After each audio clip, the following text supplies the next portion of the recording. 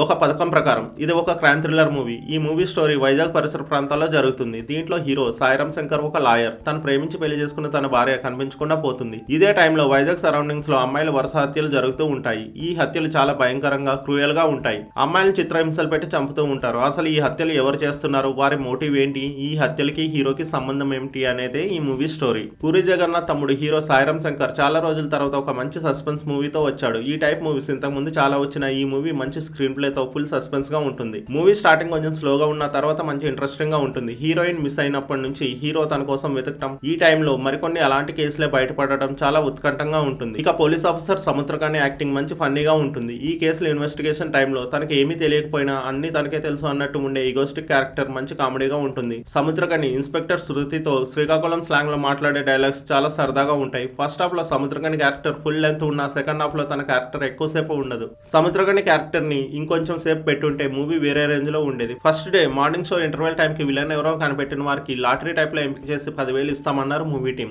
కానీ interval time కి villain కనిపెట్టడం చాలా కష్టం. ఎందుకంటే ఇలాంటి మూవీస్ లో ముందు నుంచి అనుమానం కలిగించే క్యారెక్టర్స్ ఉన్నా లాస్ట్ కి వారెవరూ కాకుండా ఏమాత్రం అనుమానం కలిగించని వేరే క్యారెక్టర్ తెర మీదకి వస్తుంది. ఈ మూవీలో కూడా అలానే ఉంటుంది. మూవీలో సాయిరామ్ శంకర్ డ్రగ్స్ కి అడిక్ట్ అయిన లాయర్ గా ఎక్సలెంట్ గా యాక్ట్ చేశాడు. అలాగే న్యూస్ రీడర్ గా కెరీర్ స్టార్ట్ చేసి పటాస్ మూవీతో హీరోయిన్ గా ఎంట్రీ ఇచ్చిన శృతి సోది యాక్టింగ్ కి మంచి స్కోప్ ఉన్న పోలీస్ ఆఫీసర్ క్యారెక్టర్ లో కరెక్ట్ గా సెట్ అయింది. కొంతమంది హీరోయిన్స్ కి అందం, అభినయం రెండు ఉన్న వాళ్ళకి సరైన అవకాశాలు రావు. ఈ మూవీలో యాక్ట్ చేసిన శృతి ఆ కోవకు చెందింది. మూవీ స్టార్టింగ్ నుంచి ఎండింగ్ వరకు ఫుల్ సస్పెన్స్ గా ఉంటుంది. సాంగ్స్ వినడానికి అలాగే స్క్రీన్ మీద కూడా చాలా బాగున్నాయి. మూవీలో అడల్ట్ కంటెంట్ లేకుండా సైకోని చూపించినప్పుడు ఫ్యామిలీ ఆడియన్స్ కొంచెం ఇబ్బంది ఫీల్ అవుతారు. మొత్తానికి మంచి గ్రిప్పింగ్ స్క్రీన్ ప్లే తో క్రైమ్ థ్రిల్లర్ గా వచ్చిన ఒక పథకం ప్రకారం మూవీ సింప్లీ సూపర్. ఈ మూవీకి ఫైనల్ వర్డిక్ట్ ఏంటంటే క్రైమ్ థ్రిల్లర్ మూవీస్ ని ఇష్టపడేవారు డౌట్ లేకుండా చూడొచ్చు. ఈ మూవీకి నా రేటింగ్ 3/5. Thanks for watching.